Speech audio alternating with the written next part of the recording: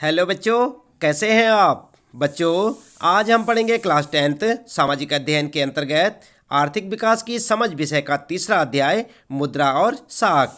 हम आपको बताएंगे बच्चों इस पाठ से संबंधित प्रश्नों के उत्तर।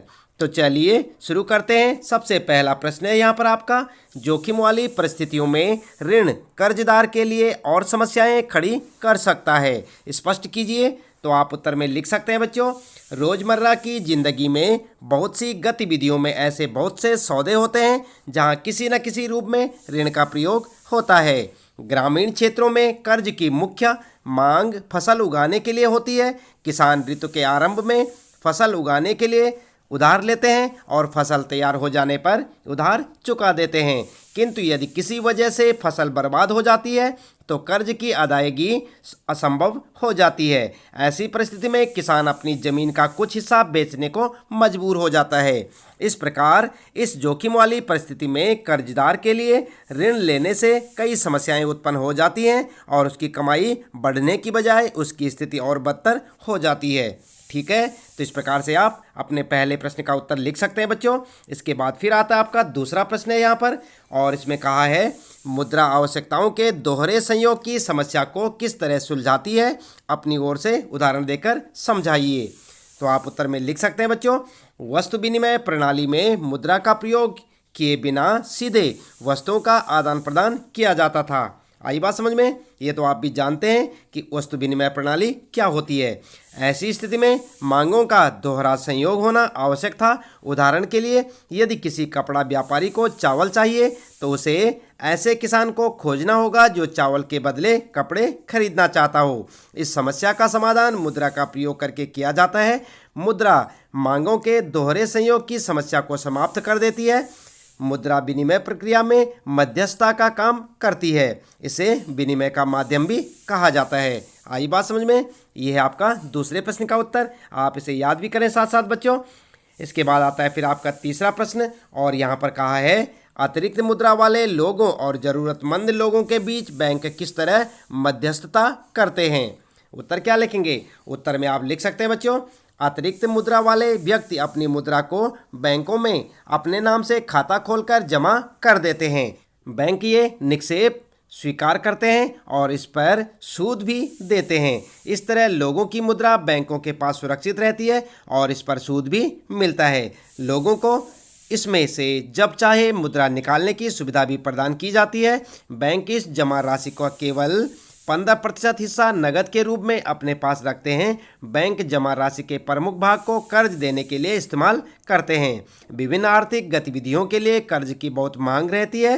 बैंक लोगों को कर्ज देता है और उन पर ब्याज लगाता है। इस प्रकार बैंक दो गुटों के बीच मध्यस्थता का काम करते हैं। ठीक है, तो इस प्रकार से आपका तीसरा प्रश्न और उसका उत्तर आप लिख सकते हैं।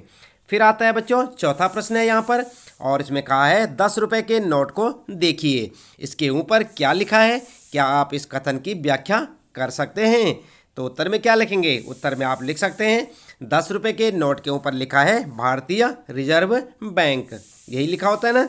इसका अर्थ है कि भारतीय रिजर्व बैंक केंद्रीय सरकार की तरफ से करेंसी नोट जारी करता है।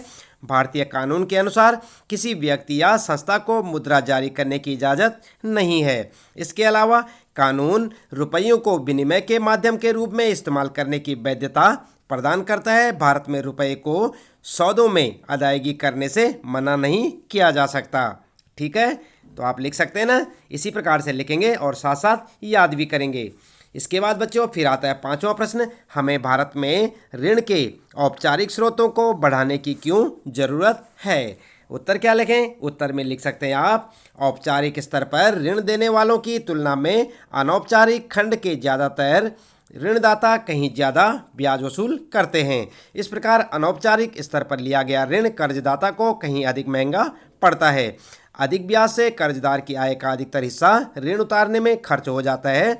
इससे ऋण का बोझ बढ़ सकता है। व्यक्ति ऋण के फंदे में जकड़ सकता है। इन सभी कारणों से भारत में ऋण के औपचारिक स्रोतों को बढ़ाने की आवश्यकता है।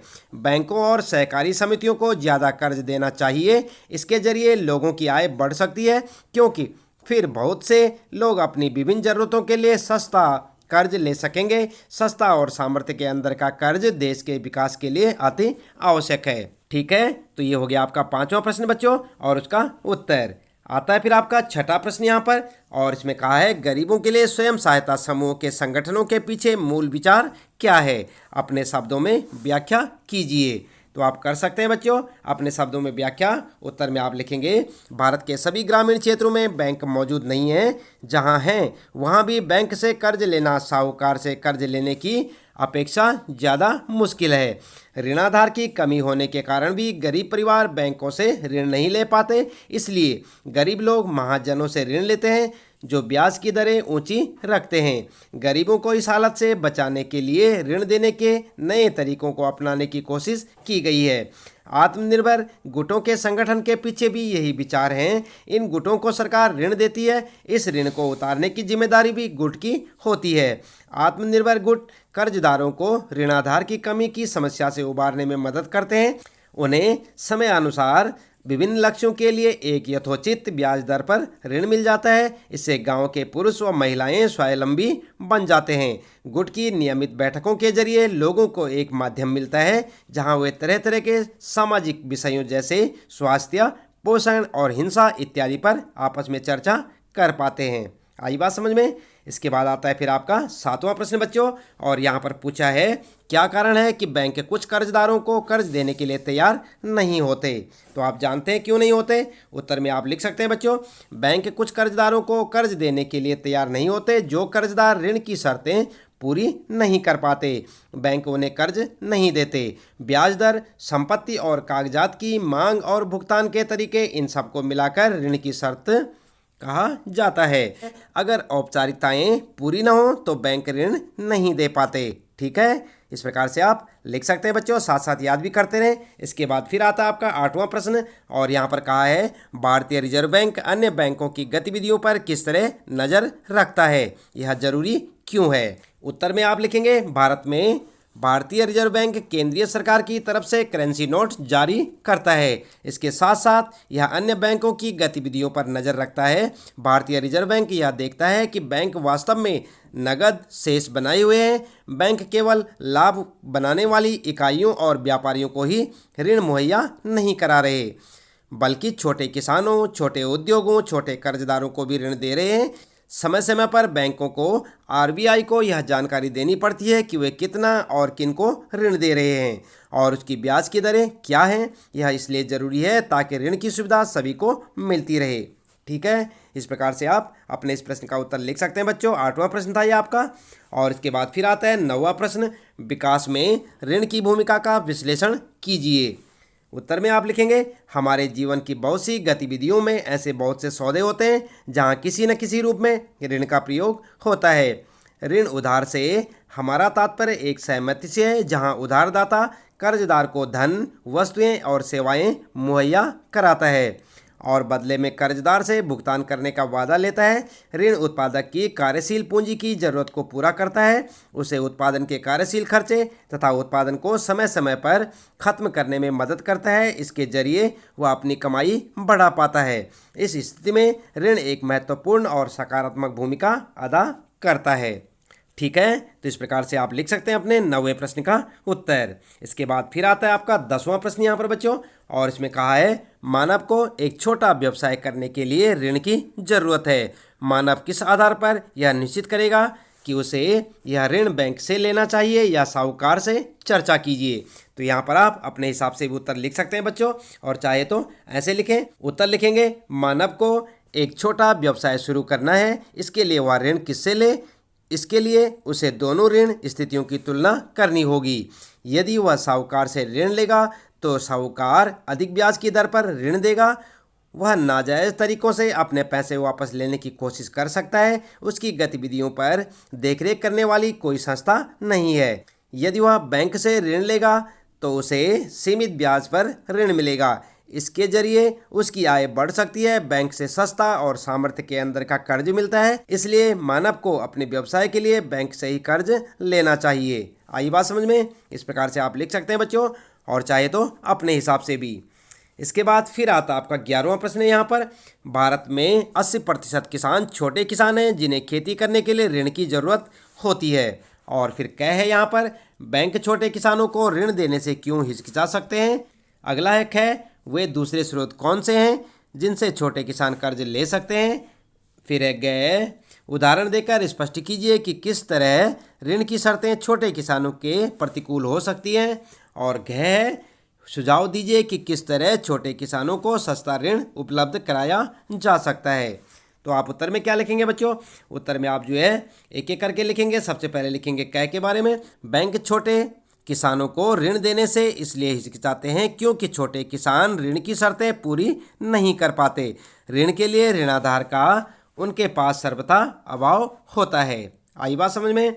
इसके बाद लिखेंगे ख का उत्तर, ये छोटे किसान आमतौर से साहूकारों से कर्ज लेते हैं, तो ये साहूकार बिना ऋणाधार के कर्ज तो दे देते हैं किंतु ब्याज की दरें अधिक रखते हैं। आई बात समझ में। इसके बाद लिखेंगे ग का उत्तर, ऋण की शर्तें छोटे किसानों के प्रतिकूल हो सकती हैं। ब्याज दर, संपत्ति और कागजात की मांग और भुगतान के तरीके आदि ऋण की शर्त होती हैं। उदाहरण के लिए यदि छोटा किसान ऋण लेना चाहेगा तो उसे ये शर्त पूरी करनी होगी, उसे वे कागजात देने पड़ेंगे जो उसके वेतन, संपत्ति आदि का रिकॉर्ड दिखाते हों। यदि किसान के पास ये सब चीज़ें नहीं हैं तो उसे ऋण नहीं मिल पाता। आई बात समझ में। इसके बाद है अगला घ वाला प्रश्न जो था उसका उत्तर, छोटे किसानों को सस्ता ऋण उपलब्ध कराया जा सकता है, इसके लिए सहकारी समितियों की स्थापना की जा सकती है।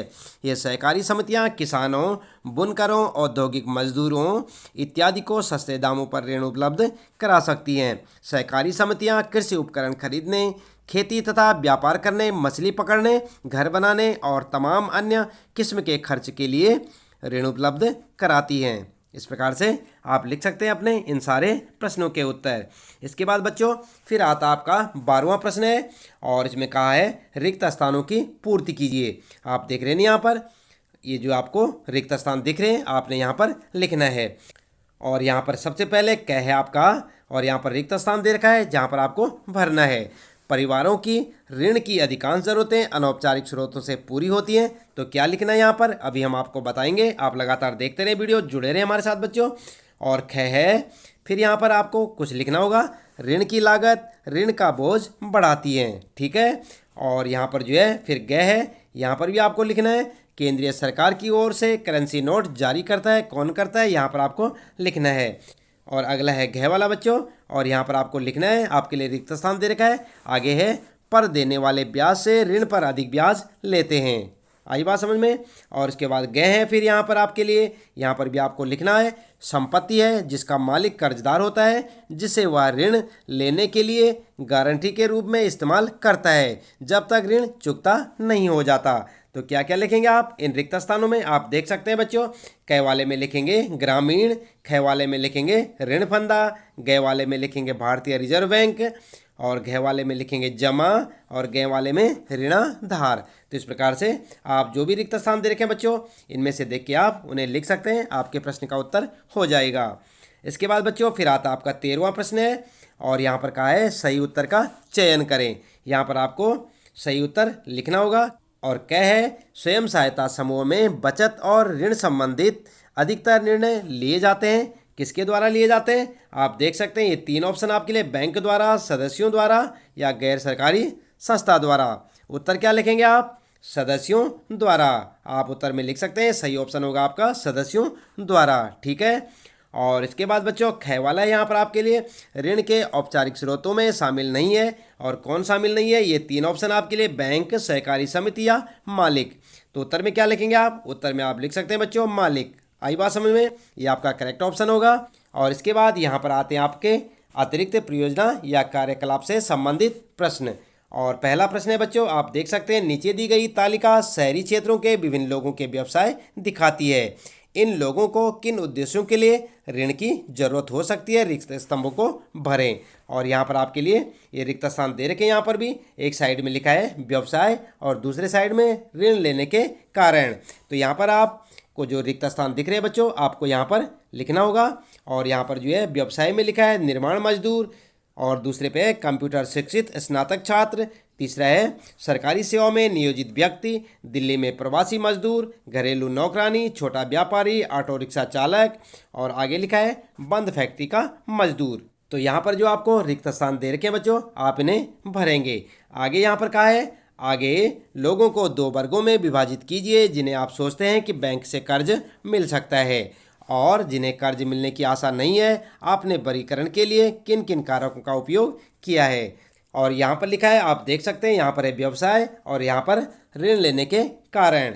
और सबसे पहले आप देख सकते हैं निर्माण मजदूर अपनी आकस्मिक आवश्यकताओं की पूर्ति हेतु। कंप्यूटर शिक्षित छात्र, यहाँ पर आपको देखने को मिलेगा कंप्यूटर खरीदकर अपना व्यवसाय खोलने हेतु। सरकारी सेवा में नियोजित व्यक्ति घर बनाने या बच्चों की पढ़ाई हेतु। दिल्ली में प्रवासी मजदूर, तो इधर आप देख सकते हैं ताकि वो अपनी झुग्गी बना सके। और घरेलू नौकरानी, यहाँ पर आप देख सकते हैं दैनिक आवश्यकताओं की पूर्ति हेतु। और छोटा व्यापारी, तो यहाँ पर क्या है, सामान खरीदने के लिए। ऑटो रिक्शा चालक में आप देख सकते हैं ताकि वह टैक्सी खरीद सके। बंद फैक्ट्री का मजदूर ताकि वह अपने बच्चों का पेट भर सके। ठीक है।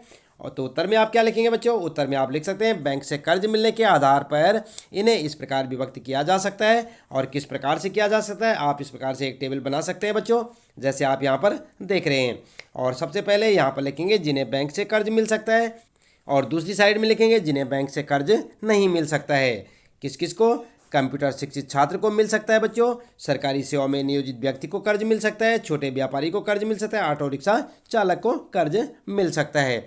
और किन्हें नहीं मिल सकता, इस साइड में आप देख सकते हैं निर्माण मजदूर को नहीं मिल सकता, दिल्ली में प्रवासी मजदूर को कर्ज नहीं मिल सकता, घरेलू नौकरानी को कर्ज नहीं मिल सकता और बंद फैक्ट्री का मजदूर जिसे कर्ज नहीं मिल सकता। इस प्रकार से आप अपना उत्तर लिख सकते हैं बच्चों। और साथ साथ आप ध्यान दें, यह वर्गीकरण इस आधार पर किया गया है कि जो लोग बैंक का कर्ज वापस कर सकते हैं उन्हें ऋण मिलने की संभावना है। आई बात समझ में? और जैसे कि आप देख सकते हैं सरकारी सेवा में लगा व्यक्ति हर महीने एक निश्चित पैसे कमा रहा है, इसलिए वह कर्ज चुका सकता है, जबकि जिसके कर्ज चुकाने की संभावना नहीं है उसे कर्ज नहीं मिल सकता। जैसे घरेलू नौकरानी या मजदूर, ये इतना पैसा नहीं कमा पाते कि अपनी दैनिक ज़रूरतों को पूरा कर सकें, तो फिर इनसे कर्ज चुकाने की उम्मीद कैसे की जा सकती है। आई बात समझ में? इस प्रकार से आप अपने इस प्रश्न का उत्तर लिख सकते हैं बच्चों। इसके साथ ही इस पाठ से संबंधित प्रश्नों के उत्तर यहाँ पर समाप्त होते हैं। उम्मीद है कि आपको अच्छे से समझ आए होंगे। इसी प्रकार लगातार कक्षा 10 सामाजिक अध्ययन के अंतर्गत आर्थिक विकास की समझ पाठ के सभी प्रश्न उत्तरों को जानने के लिए लगातार जुड़े रहे हमारे साथ। और यदि आप चैनल में पहली बार आए हैं तो चैनल को सब्सक्राइब अवश्य कर दें, बेल आइकन भी दबा दें बच्चों, ताकि आपको आने वाली प्रत्येक पाठ की वीडियो की नोटिफिकेशन मिलती रहे। मिलते हैं फिर अगले पाठ में, नई वीडियो में, नए पाठ के कुछ नए प्रश्न उत्तरों के साथ।